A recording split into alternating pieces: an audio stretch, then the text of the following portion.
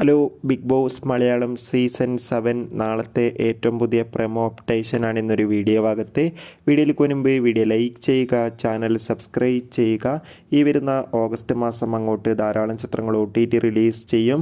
നമ്മുടെ ചാനൽ ഭാഗം പരിശോധിച്ചാൽ ആ വീഡിയോയ്ക്ക് നിങ്ങൾക്ക് കാണാൻ വേണ്ടി സാധിക്കും. അതൊക്കെ ഒന്ന് കാണാൻ വേണ്ടി ശ്രമിക്കുക. നേരെ ഇന്നത്തെ വീഡിയോയിലേക്ക് പോകാം.